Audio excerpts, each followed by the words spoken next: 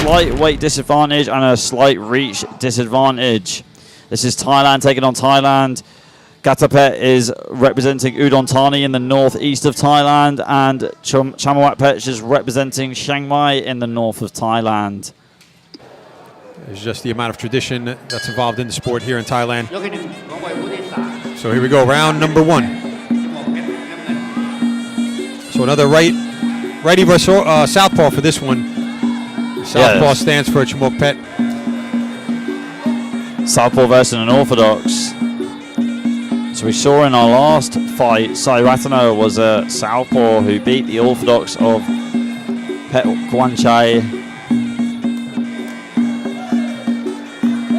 Already starting with the right body kicks here, Kiatpetch.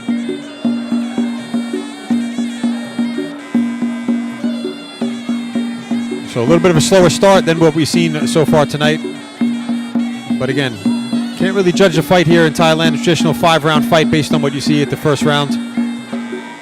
Both fighters just getting a read of their opponent.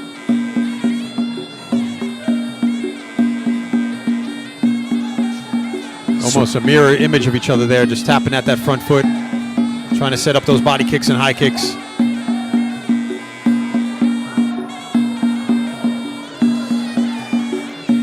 One thing I can tell you about the Sigma Win gym is they train incredibly hard. 1 round of pads at Sigma Win is 10 minutes long, and Shadow, for example, does 4 or 5 every day when he has a fight coming up.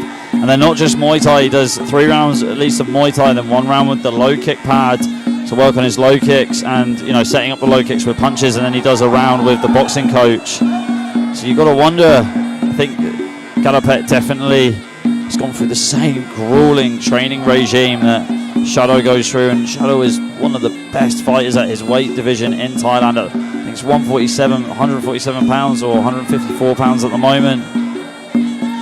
Yeah, it is one of those cliches of fighting sports that goes back to train hard and fight easy, but it really is a cliche for a reason, and that's what they do here in Thailand. Just 2 sessions a day, grueling training in the morning and afternoons. And again, depending on which gym you're at, they really do focus on all different parts of the game. Some gyms, they'll spend a good hour inside the clinch just clinching.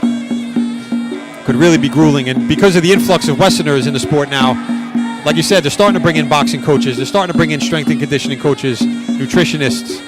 We definitely see a different element of the sport here in Thailand. It's really going to level up the fighters, because the Thais, not traditionally great boxers in the past, but because of that influx of outsiders, they really do have to work on every part of the game.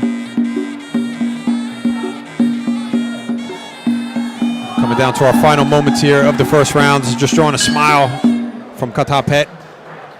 And there's the bell to end round 1. Kiatpetch in the red corner from Sigma Win, and Chamuag in the blue corner.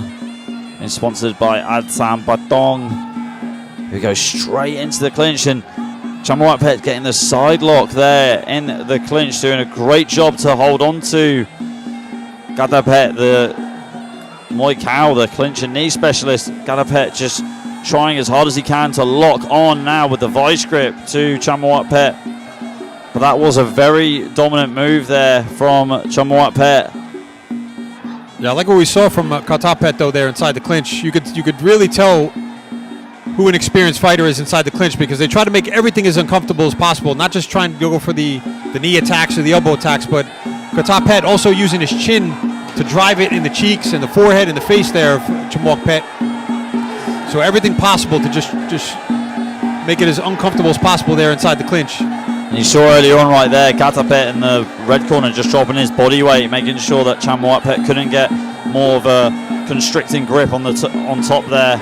And back into the clinch we go. This is a great lot there from Kiatpetch, but straight away swept to the canvas by Chamuag. Now normally if you land on top of your opponent like that, that nullifies the scoring for both fighters, even if you've thrown your opponent and landed on top of them. And same thing again, but it definitely does zap the energy though, especially if you land on top of your opponent. It gives you a slight advantage, you could say.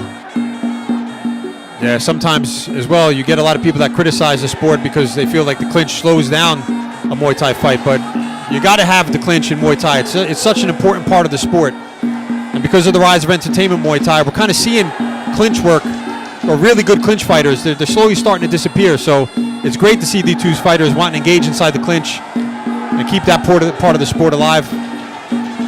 And now Kiatpetch really coming alive in the clinch. I feel like he's really clawed his way back into this fight from all this clinch work.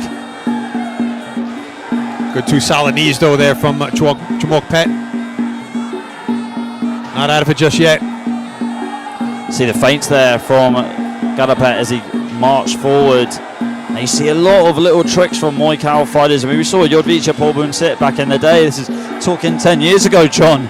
Geez, at the old Lumpini Stadium, where he used to hop on one leg towards his opponents, and they just didn't know what to do. They didn't know how to evade him. See here, there you go. There it is, right there. As I said it from Kiatpetch. Kiatpetch getting pushed to the canvas there by Chamuag.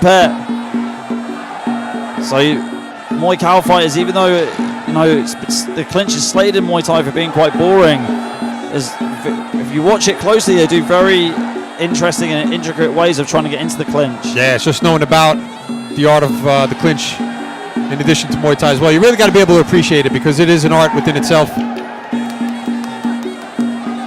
So a little bit of a stalemate as we come to the end of the second round. You see Gaulan in the corner of Kiatpetch as well. He's one of the head trainers at Singma Win, who was won the Fighter of the Year award, very prestigious award in Thailand when he was competing.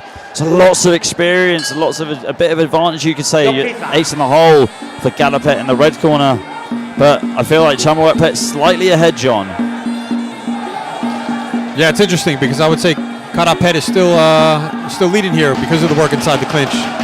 But could be wrong, as obviously I'm not a judge. But exceptional work from Kiatpetch inside the clinch. Chamuag though starting to hold his own though. You see him firing those knees back, using the better defense there inside the clinch.